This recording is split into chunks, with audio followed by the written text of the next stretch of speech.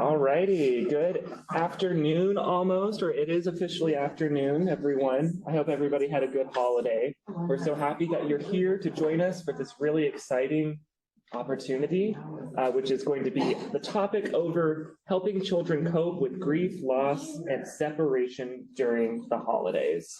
So we have two fantastic speakers with us today. We have Amanda Smith and Erica Robinson Freeman. And I just wanted to go over some housekeeping before we get started. So if you haven't had the chance yet, please sign in at the front table. And if you are joining us via Zoom, if you will just add your first and last name into the chat, then I will get you documented there. Make sure your microphone is on mute. I know that happens to the best of us. Sometimes even I forget, but just please take the opportunity to check to make sure you are muted. And if you do have any questions, please feel free to unmute yourself or drop the question in the chat and I will ask on your behalf.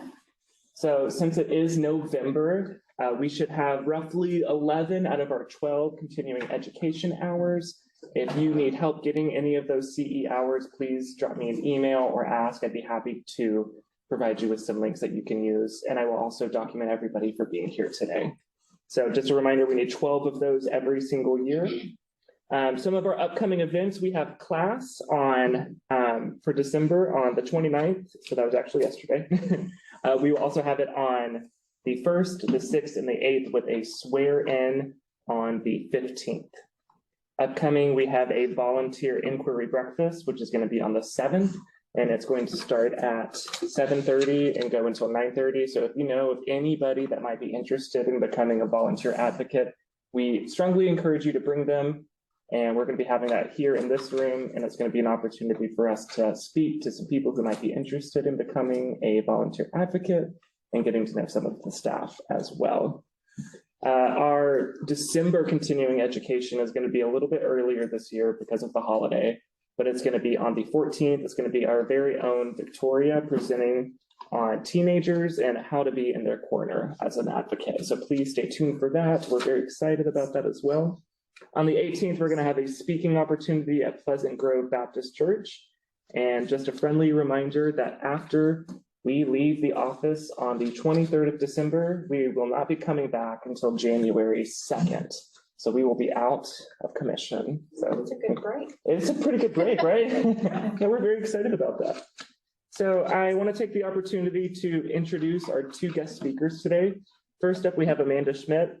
She is the District Crisis and Intervention Counselor at Hills Point ISD. Very happy to have you here. This is her 16th year in education. She is a licensed professional counselor and also works part-time in a hospital setting, conducting mental health assessments for individuals in need of inpatient or outpatient treatment, and is in need of crisis intervention. Her career in counseling is mostly working with individuals who are experiencing suicidal ideation and coping with traumatic events. So we are very happy to have you here. I'm going to try to share this screen so that we can get started for you. And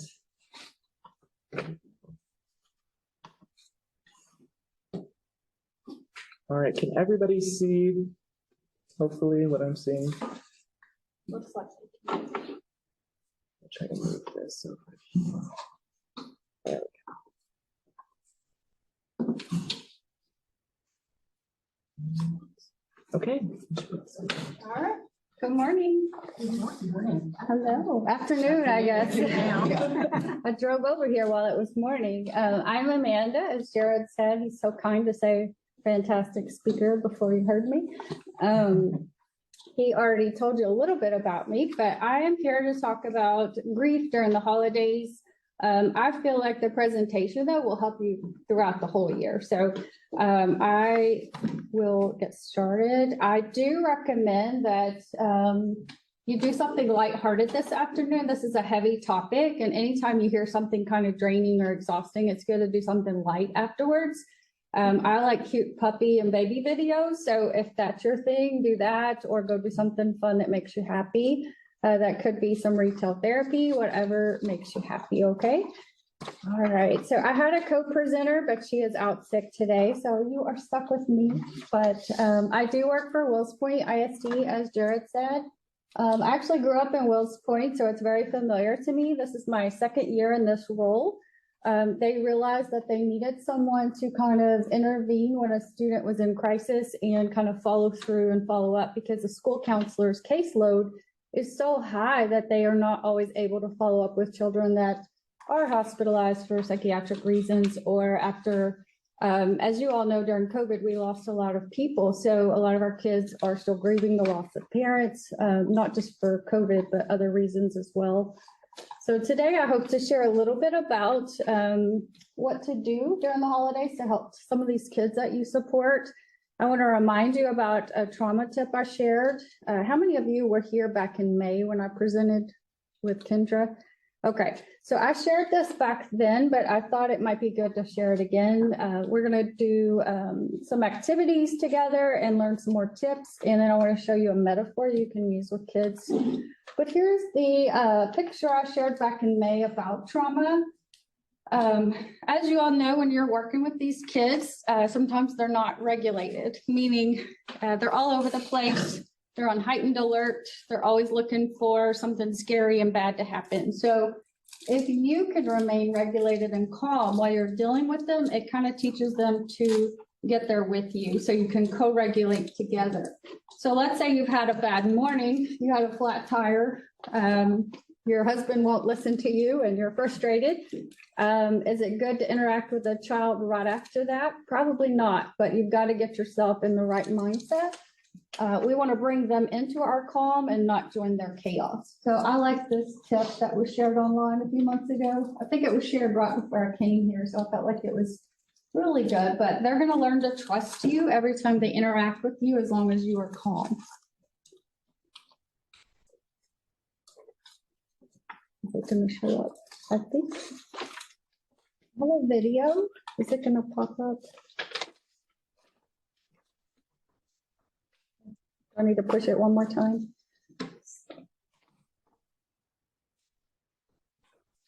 Is it on there?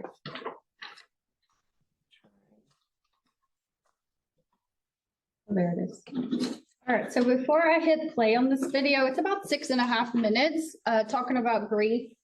Many years ago, they talked about grief like it was perfect stages. Everybody goes through these stages in order, but they've since learned that we all grieve differently. So as you hear about grief and stages in this video, keep in mind that that's not for everybody. But I think it's a good representation of what it is.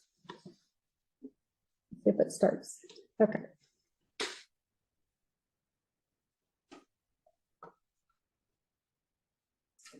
Oh, no. Is it giving us trouble? Yes. You know, I forget that sometimes our technology is also recovering from the Thanksgiving break. I'll just say somebody's food over here smells amazing. Yeah. It smells really good. You're welcome. It's chicken, right? It smells good.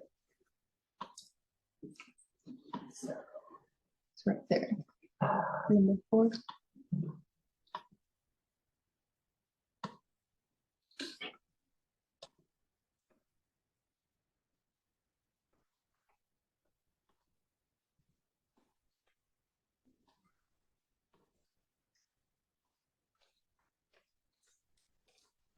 Technology. All the technology. Yeah.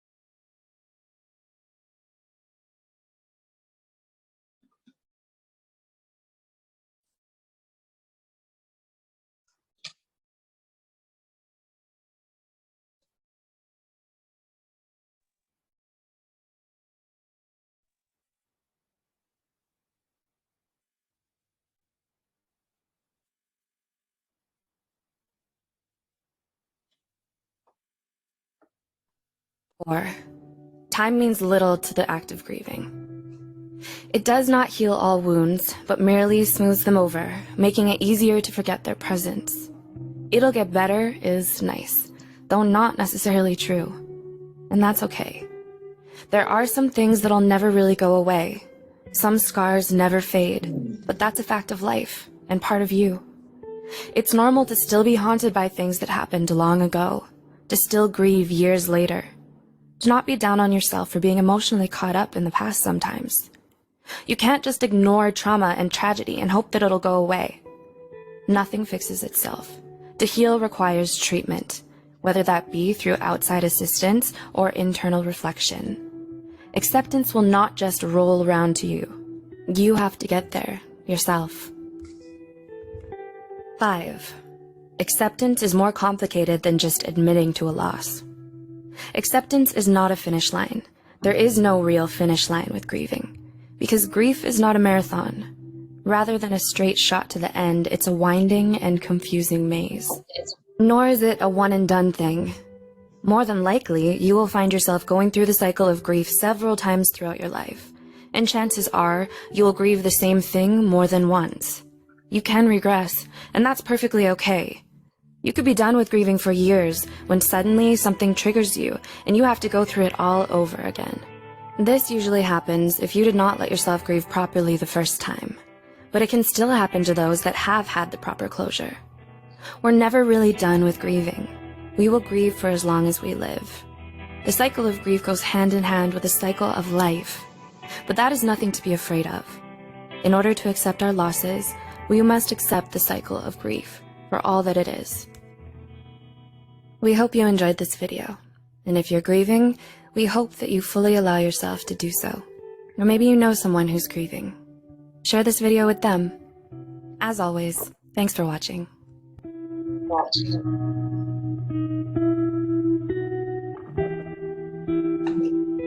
Did anything stick out to anybody from the video that maybe you hadn't heard before?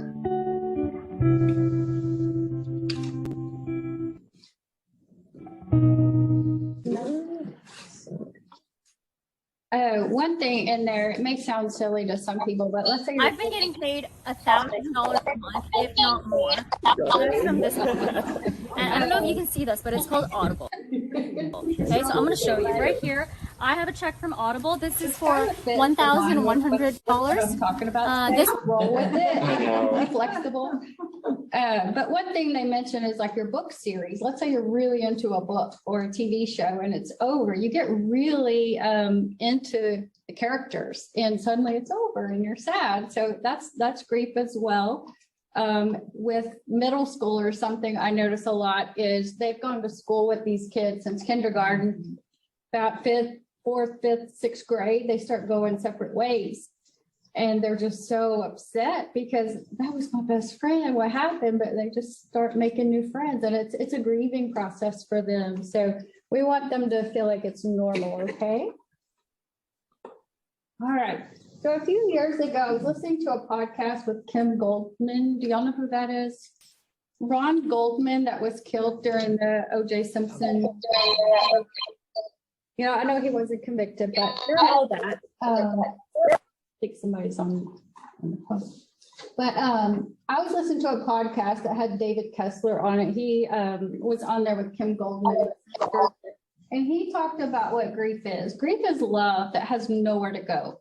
That's what it is. So let's say someone you're really close to is gone and you have nowhere to put that love. That's what grief really is. So think about that today as we're talking, is that where's that love going? How's it coming out? How's it being expressed by a child? All right, so I found this website called Kidlutions, and they have some really good tips that I thought might help you today. Things you can implement pretty easily. At this time of year, it's supposed to be merry and bright. For some kids, it's not going to be. So we want to support them through their struggle through the holidays. And here are a few things you can do to help. This one is just like the Christmas song, Do You Hear What I Hear? Listen to them. That's all they need. Some kids, depending on the age, aren't ready to communicate how they're feeling. A small child shows their feelings through their play. So play therapy works really well with younger kids because a younger kid is not going to come out and say, I'm depressed, I'm sad. They are going to show through their play with their army guys or their Barbie dolls, how they interact with others.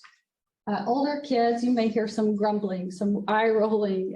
You may not see all of their true feelings, but they're going to express it some way. Something that helps with a kid is saying that's tough, that's frustrating, that's hard. Just validate how they're feeling.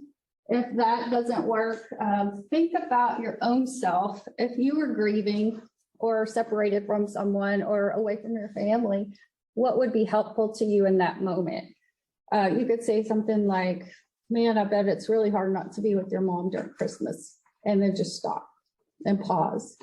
That silence is awkward between that, but just let them think for a minute. On the outside, they may say, I'm fine.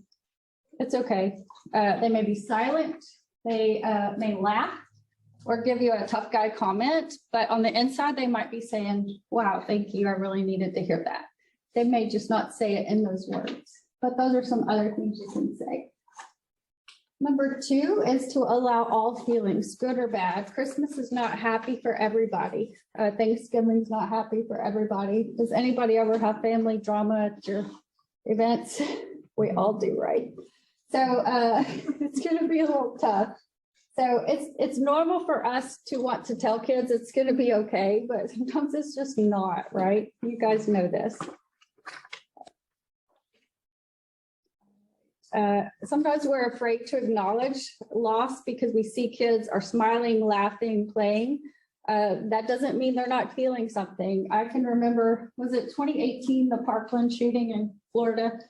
I remember going to school. I worked in Oak Cliff at the time at a charter school, and most of our campus was outside in portables. Okay, we didn't have security. We didn't have gated doors or locked doors. And teachers were like, no one's crying, no one's upset. You know, after this huge tragedy the day before, I think it was February 14th. And I had a student come up to me and she said, Miss, why is nobody talking about it? And I said, you know what? I feel the same way. I'm scared to death. These doors are unlocked. How do we keep you safe? And she said, just because we don't say anything or we don't cry doesn't mean we're not scared or hurting. So that kind of really stuck with me. Anytime we have a student death or a faculty death in our school district, I try to think about, you know, we're walking around classrooms and they say, the kids seem okay. They're talking, they're laughing. I said, that's what kids do. That's normal for them. So just because they're not talking about it doesn't mean they're not feeling it. So allow them to feel. Any thoughts on that or any experience that y'all have noticed with kids after a big event?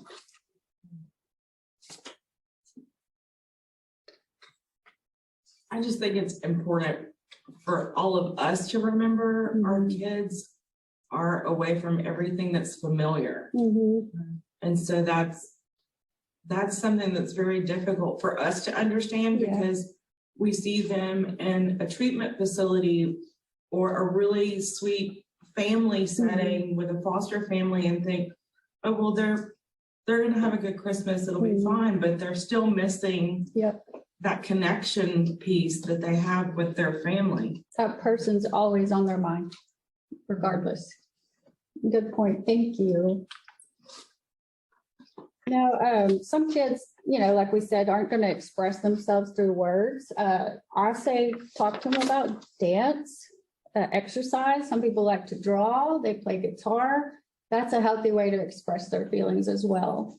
Now you want to get their input. A lot of times you're going to hear, I don't know, I can't think of anything, or they don't have an idea. We want to get their input. Do they want to keep old traditions they had? Do they like caroling? Do they like wrapping presents together? What do they like to do?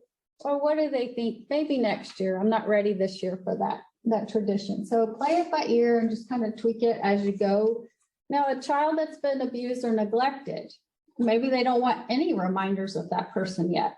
So just roll with what they want to do. And then be flexible, as we discussed earlier with the video. A child may say, I don't want to go caroling this year, but 2 weeks from now, what do they want to do? go caroling. So they change their mind. You just roll with it the best you can, because it's kind of like women. We do the same thing, right? One day we want one thing, next day we change our mind. So we roll with it. Now, some new traditions can be good. Ask the child, do they want to start a new tradition? Have they thought of anything? You may have to help them a little bit with this one. Maybe they want to create a memory tree. They could put things on the tree that remind them of the person they lost, or they can make a memory box. That's something I do with students. They create the box, they decorate the box, and they bring pictures or mementos from that person that they love, and they put it in the box. Or you could have them donate a few dollars to the parents' favorite charity if they had one. They may need a little bit of help from you. So here are some ideas. You could prepare their holiday dishes, let them tell stories about that person if they want, display pictures. My favorite is the last one, light a candle in their absence. So let's say it's Thanksgiving dinner or Christmas dinner, and you could put a candle or a plate or something in that person's spot just to remind them that they're there with them, because they can feel that kind of connection. All right, a few extra things. So sometimes it's good to be lighthearted. I lost my favorite person in the world in 2013, my grandma. And I remember her visitation and her funeral, you know, we're all sobbing and crying. And then all of a sudden somebody tells a story about grandma and we're just all busting out laughing. Enjoy those moments. Let a kid have those moments, because it really helps you relieve that pain. And then a few years ago, my other grandfather passed away, and at his funeral, I didn't know this, but he was like quite the prankster. And his kids were up there telling stories of all the pranks he pulled on his wife, my grandma, and we were just busting out laughing. So this pain can be turned to good. So if there's a moment of laughter, let it seep in, let the kid just enjoy it and run with that. Also keep the communication flowing. You want to keep asking them questions without harassing them, but keep bringing it up, talking to them, making sure they're getting it out somehow. So just kind of a recap of a few things we talked about. Teenagers are going to be your toughest ones. I hear I'm fine a lot. I don't want to talk about it a lot, or they just grunt. They don't want to talk about it. So, you know, just find a way that you can connect with them. It's a little different, but they act like they don't care, but they do. That's their protective measure. That's what kids do. But just acknowledge their loss might be hard. Don't say you're going to get over it soon. It's going to be fine. Those words don't help. A lot of times I hear people, even after someone passes away, they say they're in a better place. Well, in that moment, that might not be helpful to that person. It might work for you, but think about that person. Would that help them in that moment? Or change up the wording a little bit. The grief is underneath. So you might stir up some feelings, but it lets them know they can trust you when they're ready to talk about it. The last point, stress relieving is good. If they're angry at that person, they're mad that they're in this situation, that they're away from their family, take them outside, let them scream. I mean, scream with them, scream into a pillow. I have a little paper shredder in my office. It's about this big. I got on Amazon, about 12 bucks. And sometimes I'll have a student write down a really negative thought they're having, and then they shred it in the little paper shredder and they're like, I feel like it's gone. So just some kind of way to get rid of it. They can tear it up or draw something, even if it's dark and scary and you're like, oh, that's a little worrisome. That's healthy. Let them get it out some way. So I don't like to have kids do something that I'm not willing to do myself. So I'm gonna have y'all do an activity for yourself. It may be hard if you've lost anyone recently. I know we've had 2 family members die within a 3-week period last month. So it might be too soon for some people, but I want you to think about someone in your life that you miss or have lost. And I'm gonna have you complete this activity. If you don't feel like you can do it right now, I respect that. So just take it home when you're ready and do it. But I want y'all to practice this and see if it might help you with kids. Oh, thank you. Thank you. Okay. It's called brief sentence completion. So for those of you that are on Zoom, you may not be able to see this, but Jared said he might put it in the chat. For those that are on Zoom, yeah, we're Yes. working on getting that in the chat for you. So this is just a little writing activity. Of course, this would be for your older kids that can write a complete sentence, but these are things you could just have them do if you wanted. You don't have to be a therapist to do this. So, or you could just talk through these things together. So for example, the first sentence says, right now I feel blank. So I'm going to give you guys a few minutes to do this yourself. And if you're not ready to do it, no pressure to do it, okay? And then we'll talk about it right after.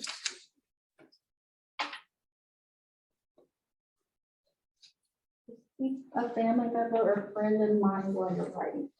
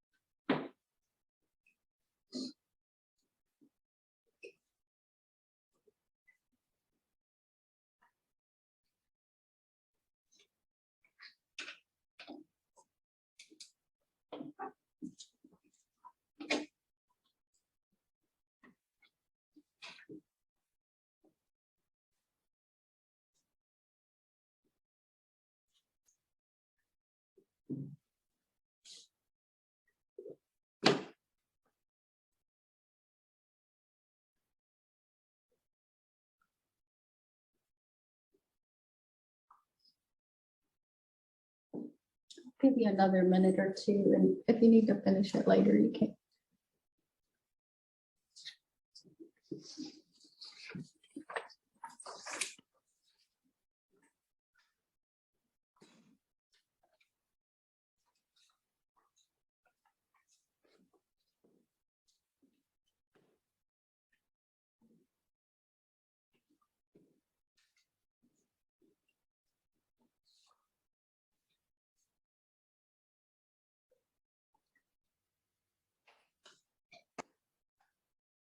right, so that was probably hard. Take a breath. Whew. I'll just be candid with you guys. We lost a family member to suicide in October. No one in our family had ever done that. So it's been very full of questions, especially for his parents. They saw no signs. So like on here, if I could ask the person I lost one thing, I'm sure his parents would say, why? You know, we didn't know. So this could be painful, but it can be very relieving as well. Did anyone feel anything while they were doing this or feel any kind of relief?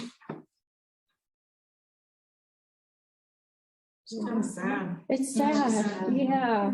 But do you feel a little bit of weight off, just a little bit? Just kind of like you got it out. So I wrote that I lost my husband, which was 2 years ago, and I just, you know, I have ups and downs every day. Yes. Yeah. But I just try to live through it. Yeah, thank you for sharing that. I often hear people that are grieving. I hear somebody, even a professional administrator or someone in the school system, they're like, that was like a year ago. Why are they still upset?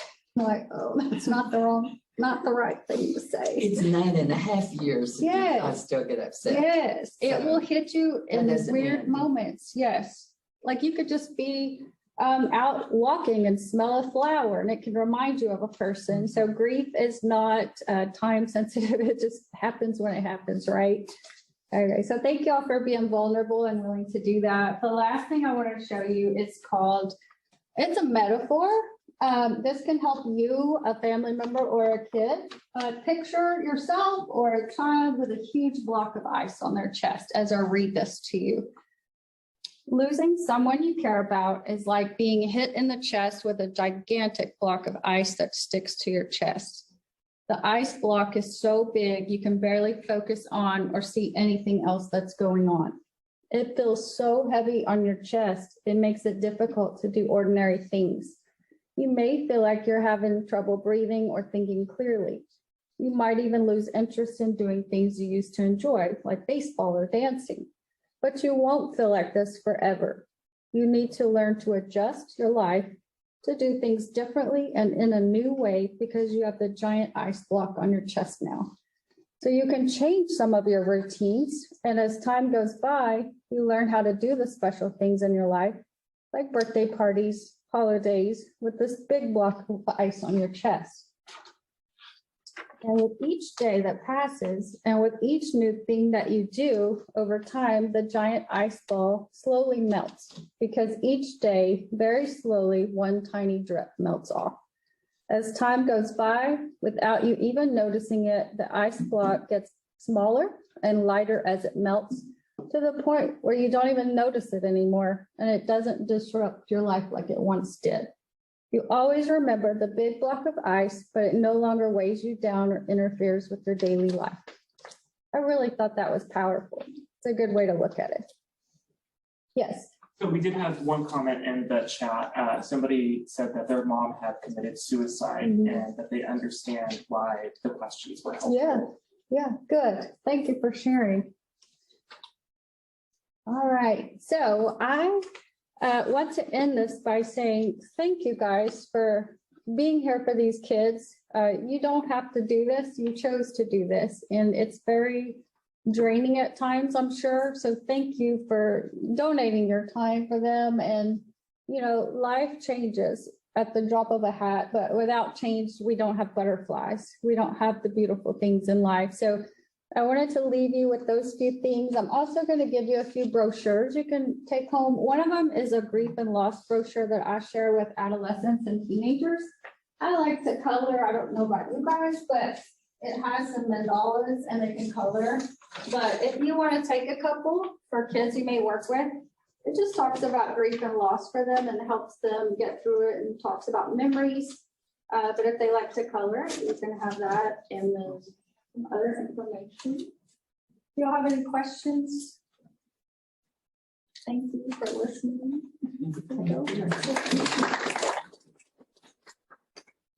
So some of these are clear for you all that you can grab whenever y'all are. And for anybody that's in the chat, if you want to drop a question in there.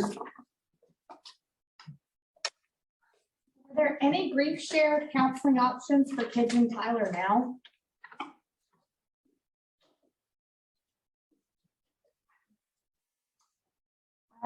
Most of my work is Anza and West. I work a lot in Dallas County, so I'm not really sure on this. But I know our advocacy center in Canton, they work with kids with grief, and they do trauma groups as well, but that's free. So I'm sure your advocacy center will do that. There's some church organizations that have grief groups also. And I don't know which ones specifically do, but I know that there are some. So, Jared, I shared with Jared a while back about hospice has programs for kids, but I don't know that they extended it past kids that lost outside of the hospice program. Any other? There's a big grief share program, Friendly Baptist Church, but it's mostly, to best of my knowledge, it's mostly adults. But I don't know if they have any children or adolescent groups or not. Yeah, I would check with the advocacy center. They do a lot of work with the kids. Any other questions that we have in Zoom land? Do you think it is helpful to try these methods with the children that are grieving the loss of living with their parents? Yes, absolutely, absolutely. Yes. Most common cause. It's really what our kids are dealing with for Yeah. the most part. And that's why sometimes we have to get creative in school and do it there, because they can't talk about it at home. So we try to work with them at school. That makes sense. Okay. Any other questions here in person or on Zoom? No? Okay, thank you so much, Amanda. Another round of applause. Appreciate it. So I'm going to introduce our next speaker, Erica Robinson Freeman.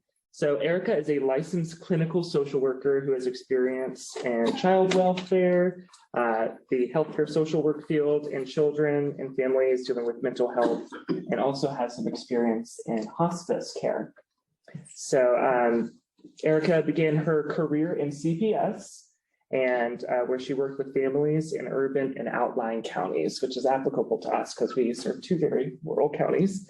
So she also worked as a case manager for a pediatric home health agency serving families with children that have life-limiting illnesses, and as a direct service provider for a local hospice agency as a family and a group therapist at a behavioral health inpatient center, and as well as a child therapist at a rural population serving fostering agency. So officially welcome. Thank you so much for being here, and thank you. Present you the token. Okay, take the Thank you. token. Yes, welcome, welcome.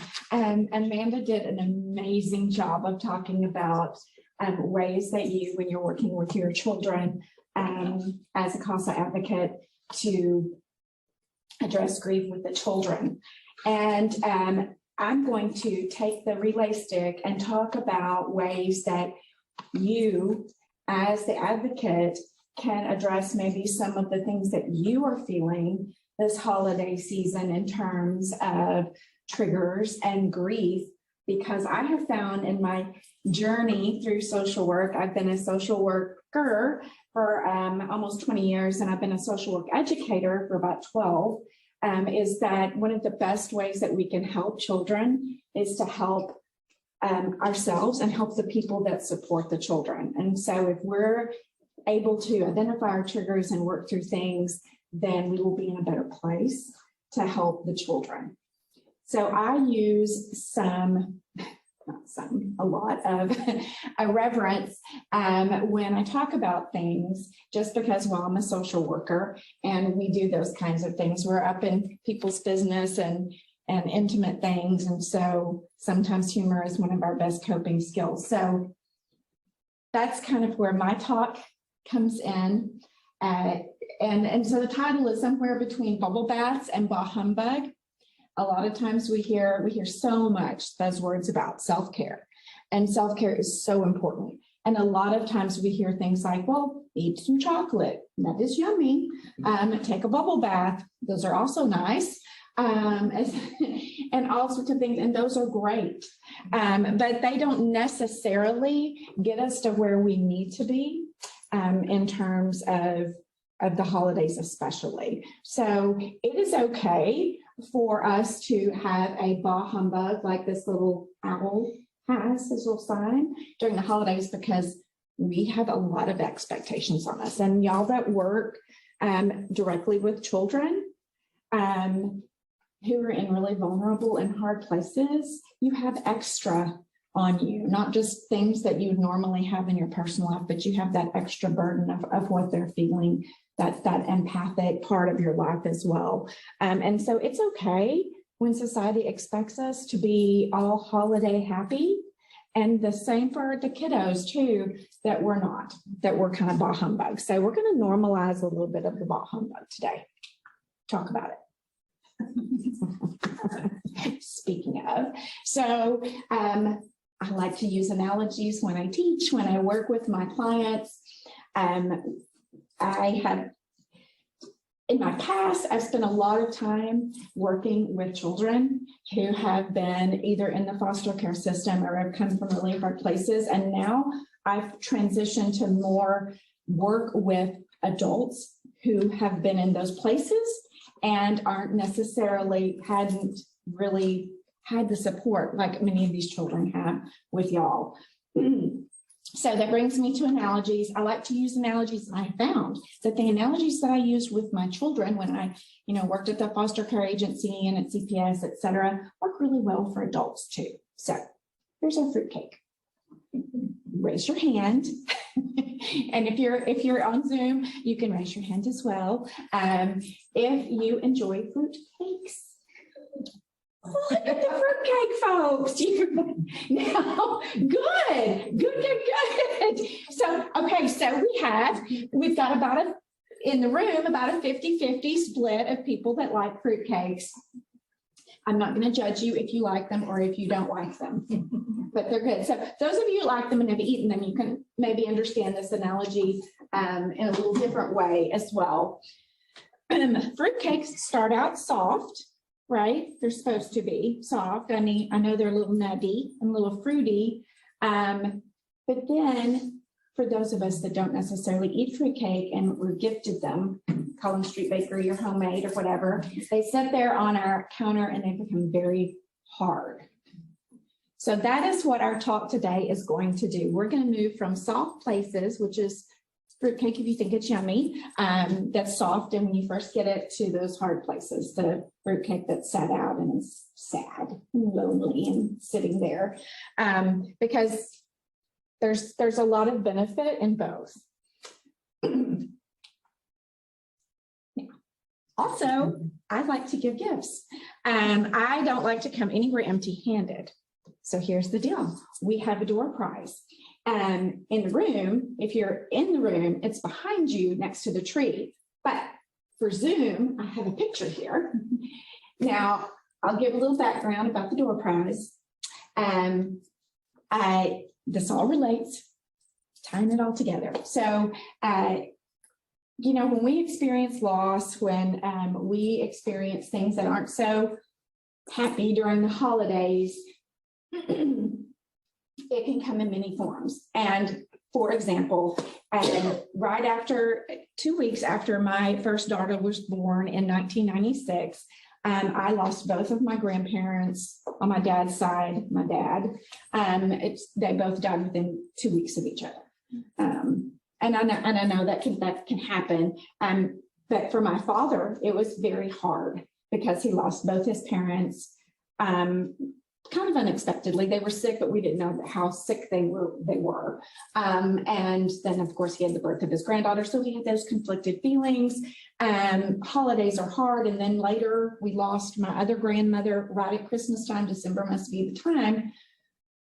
lot of us can think that way. So 26 years later, my father has found a way to deal with his grief about Christmas because he has been he just really isn't a big Christmas person anymore. And he hasn't been since he lost his parents. He was Mr. Bah Humbug for a very long time. And that's okay. We dealt with it. But now he is retired and he has found joy because he's Mr. Thrifty in repurposing old fence posts from his family land, and he makes them. And so this is a good thing for him. And so I asked him, I said, hey, I'm going to go do this presentation with the CASA volunteers. You think you could make me a sign? And he was so delighted. So the sign was made by my 74-year-old father. And this is how you can enter to win. Okay. I told you it was a little irreverent. Holidays. Hallmark movies, social media, everything has a specific way of how they think holidays are supposed to go. And that's no different for us that are working with children in hard places, or the children in the hard places themselves, or foster families, or even the moms, the bio parents of the kids that we're working with. And so during this time, it's okay to not want to watch a Hallmark movie. It's okay not to want to watch Home Alone or It's a Wonderful Life. Maybe those have some really bad triggers for you. You don't enjoy them, and that's okay. My favorite holiday movie is a movie called Rosemary's Baby. One, because I love Mia Farrow, she's an actress, and two, because there's a holiday scene in it. So I think it's a holiday movie. Of course. I'll take turns in my family watching it with me. It's oddly comforting. I didn't give birth to the spawn of Satan as she did in this movie, but it makes me feel good during the holidays, and that's okay. So if you are interested in being part of the door prize drawing, either those of you who are in the room, if you want to take on the Post-it notes that are in those nice caddies and write down your name and your favorite movie that you like to watch, your comfort movie, whether it's during this time of the year or any time of the year. And those on Zoom, if you want to drop that in the chat with your name and your favorite movie, then we will have a drawing afterwards, and I will make sure you get your sign, as long as you don't live in Ohio. I'm assuming that most of you live nearby. I would love to get it to Ohio, but That one surprised me. I was there for that. Yeah.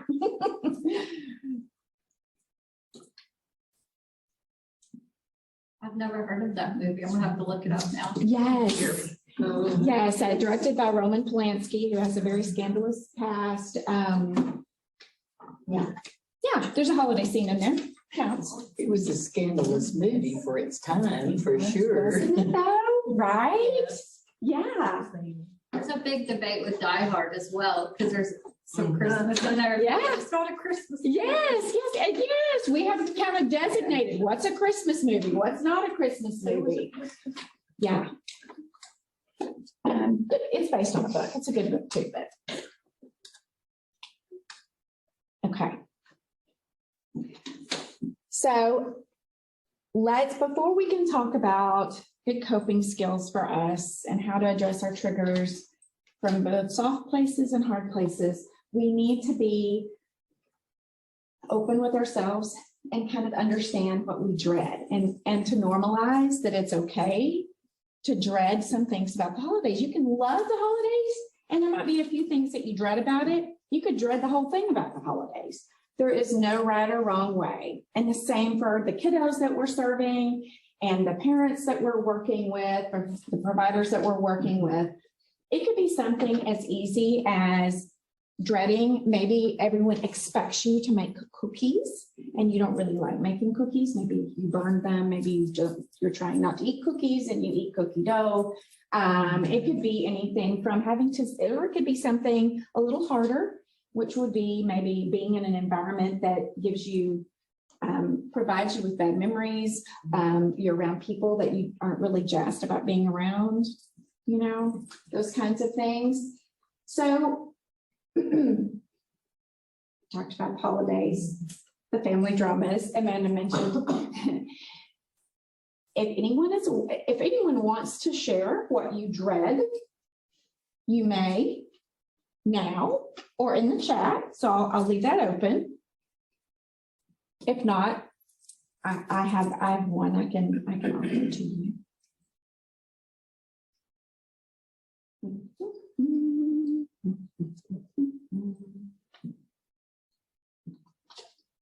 Okay. So a lot of times, well, I'll give you an example. We'll stay soft and we'll stay with the food analogy here. I have a client that I see. She's an adult. She's 38 and she is grieving the loss of, she had a hysterectomy and she was not able to have children beforehand. And so that was a really important part of her life that she expected. So she's grieving the loss of a future that she doesn't get to have, loss of, you know, feeling like a woman. And it's the holidays are coming up. And she already has kind of a strained relationship with her mom. Her mom had a lot of expectations for her. She grew up in a hard place and sometimes lived with other relatives. But she felt she should go visit her mother during Thanksgiving. She was dreading it because she had to once again explain, you know, why they weren't looking to adopt, what, you know, what their status was of not having kids, what's the point of being married if you don't have children, that kind of thing, and being around her mother in general. So mother had a big spread, so you know, it was a big deal. And she said, she thought, I'm fine, you know, everything's kind of on the surface. I'm still kind of holding my breath. I really want to be here, but I'm going to make it through. Nothing bad's happened.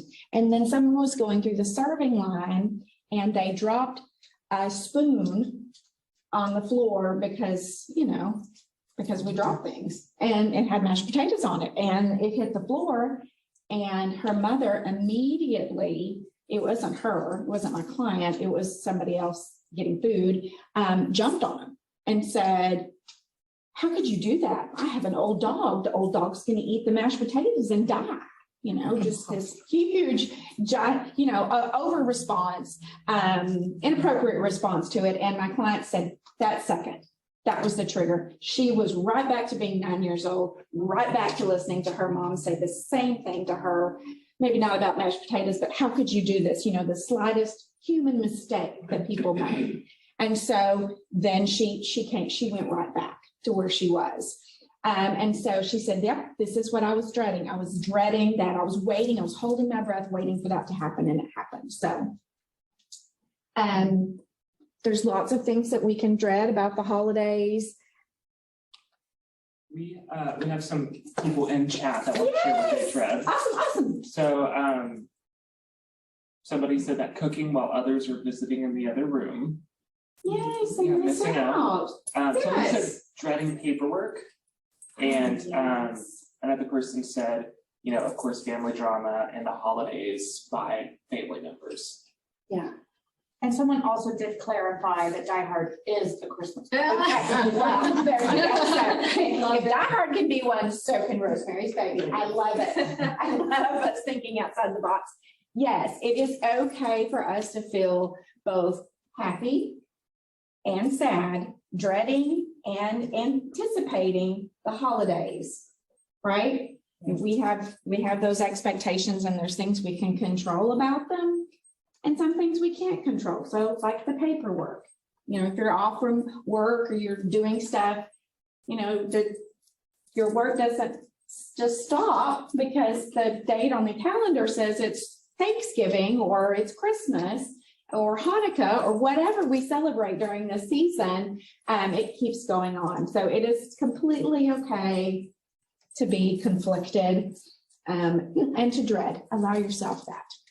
So these are some tips for when you dread, you're thinking about things that you don't necessarily want to do during the holidays. Those soft places, the good part of the fruitcake that y'all like. This idea came, I use it with my clients. I use it with students sometimes, and you can use this for yourself, and you can use it with the kiddos that you work with. It is a joy jar and a junk jar. And this is a soft way of addressing dread and happiness. Okay? So think about how you like to organize, because this concept comes from desensitizing hard memories, traumatic memories, bad memories. So they're not so sensitized in our bodies, compartmentalizing them. And so organizational systems, they compartmentalize, right? You know, we put our mail in a place, some people unload their flour and put it in a canister, that kind of thing. So think about ways that you like to organize. So I just have a few examples up here. Some people like mason jars. Mason jars are a big thing now. I'm actually learning how to can, so we'll see how that goes. Hopefully I won't give anyone botulism. So I've got a new love and fondness for mason jars. There's, dividers and recipe boxes, there's file cabinets, and then of course there's Christmas boxes. So just think about ways that Rubbermaid tubs that you like to organize things. Put one thing in something else, okay?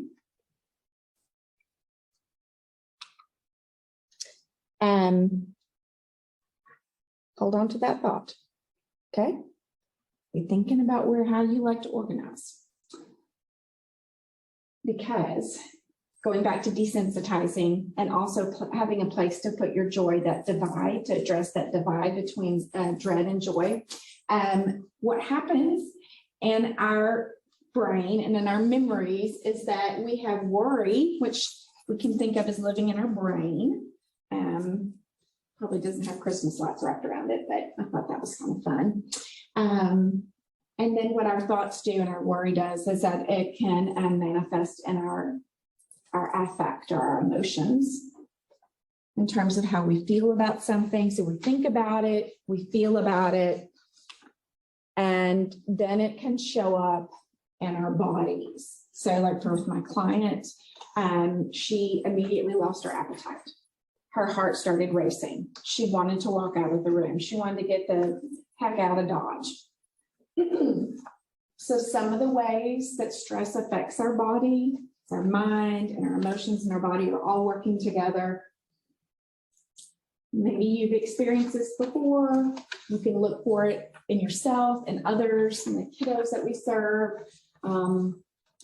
It all works together. And so it's really important as we talk about our memories and compartmentalizing our thoughts and feelings that we understand how it all works together. So we might be really looking forward to eating that fruitcake, but then something happens and then we lose our appetite, which is okay. So here we are. We're at our joy and junk jar. Again, I just put the mason jars up there because I'm learning to love them. What you can do is you can do this in your mind. You can think of, a recipe box, mason jars, Rubbermaid tubs, however you want to do things, or you can have it tangible. And I usually suggest with my clients for short term, like during the holidays, that to make it tangible, because that kind of lends itself to things we do anyway, right? We're touching things, we're organizing things, we're putting things here, or maybe we have plans to organize, we just don't really organize. But we are putting things in places. The good thing about if you do it mentally and just keep it in your mind is that it's portable. You can do it while you're waiting for your oil to get changed or you're driving to go visit a child. And like Amanda said, maybe your day hasn't started out so great. Or you can do it tangibly. And really with kids, because of their cognitive development, if you decide to do this with the kiddos that you're working with, I would suggest using tangible objects like a box or getting some jars and letting them label joy jar and junk jar. So what you would do is you want to set a timer. It's okay to have the junk feelings and the dread. We just don't want the Christmas lights around our brain to really ruminate and take over our day or our time with other people or, visitation with mom or whatever it may be. So open up the junk jar. We can start with the junk jar and set a timer. Most people have timers on their phones. You could use an egg timer, an oven timer, whatever you want to do. 5 to 15 minutes, no more than 15 minutes. And write down things that you don't really care about the holidays. Like people in the chat had said and talked about, and paperwork, the drama. You can write it on a piece of paper. You could put stuff in there. Maybe you really just don't like the smell of a certain food cooking. Well, you could put it in there. Yes, you could put the food in there, or maybe a picture of the food. You could get as creative as you like, put a picture of the person that you don't like in there. Do that and fill it up. You can do this mentally or you can do it physically. And then put the lid on it. This is key because you don't want it all spilling out. You want to be able to put the lid on it so that you can reopen it and add more things to it if you need to. And then after you've done the junk of Christmas or holidays or Hanukkah or whatever it is, time of year, open up your joy jar. Do the same thing. Open that lid, put a timer, and put the things that you like. Watching Die Hard, the smell of pine cones, getting to see your cousin that you haven't seen in a long time, whatever it may be. It could be just looking at Christmas lights. It could have nothing to do with the holidays. It could just be, I get to get good discounts at a store. I really enjoy that they offer good discounts and I enjoy shopping. So I'm going to do that. And fill up your joy jar too, and kind of balance that divide and put the lid on and then go about your day. You have a receptacle for putting the bad stuff in a bad jar and the good stuff in a good jar. So that is a soft way that you can work with yourself, work with children when it comes to things about the holidays that aren't so terrific. Going on to hard places, for those of us that leave the fruitcake sitting on the counter too long. There is a method that I also use with my clients, and you can use it with yourself. It is called gray rocking. Now it's spelled differently because in English language, people outside of the United States spell the color gray one way, and we here in the United States spell it another. But just a little tip, you can spell it either way. It's grammatically correct. Gray rocks typically aren't the prettiest rocks. Most times when people collect rocks, they don't look for gray rocks. So that's why this technique is called gray rocking. Because what you want to do is not give someone something exciting. A lot of times, family drama is a great example. When people want to bring us into their drama, they want to call us, they want to take up our time. We don't have time for them. You want to not be exciting. You don't want to be the shiny, pretty rock. You want to be the gray rock. And so that's why it's called that. So things such as taking every third call, taking every third text. When they ask you questions, give them pretty plain responses like, okay, I'll think about it, maybe. Don't engage with them and tell them all the exciting things that are going on in your life. If you know that they're not really wanting to know that, what they really want to do is for you to finish talking so they can then talk about themselves. So identifying things, people, especially in the holidays, they'll pop up. Maybe you haven't heard from a friend, especially with social media, they can pop up and, they want to catch up or they want to know something about you. They want to know the scoop. And a good way that we can do that is to this is what we can control. We can control how much communication we have with them. Same thing for going over to someone's house. Maybe we don't want to visit during the holidays.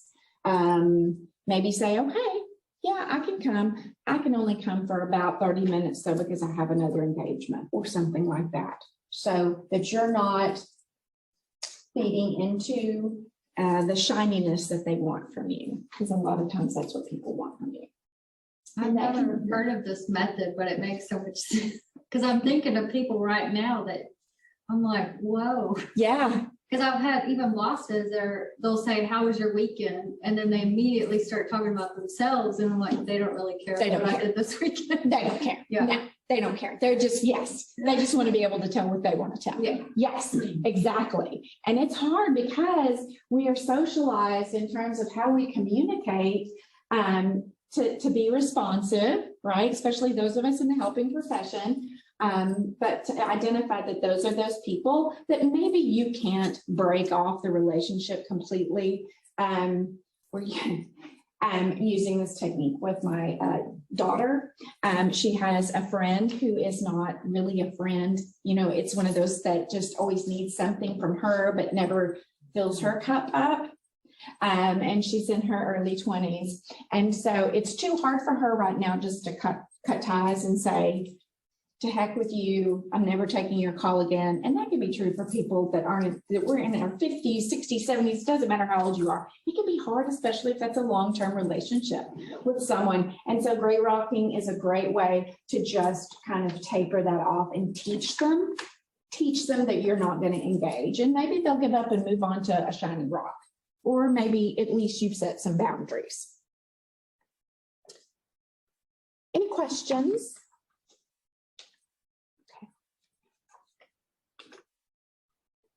So I will leave you with a bubble bath image because I think he's super cute. I'm sure if I was an elf, I would take a bubble bath in marshmallows as well. So, you know, take whatever you want to take from this. Try the gray rocking if that's something that you need. These are things that adults and children can both do. And that's one of the reasons I like both of these techniques so much, because it can be used for any age group. And really let the holidays be what you want them to be and not what others expect them to be. Thank you so much for listening to me. All right, thank you so much. All right, any questions before we move on in the chat even? Pull up the chat on this side. All right, well, we want to thank everybody so much for being here today and, you know, engaging these two wonderful speakers. Thank you all so much again for being here. Just a friendly reminder that if you will turn in your surveys, rating, you know, how applicable these were to your advocacy, and then either turn those into either Kaylee or I. If you were in the chat, if you will just drop a 1 to 5 rating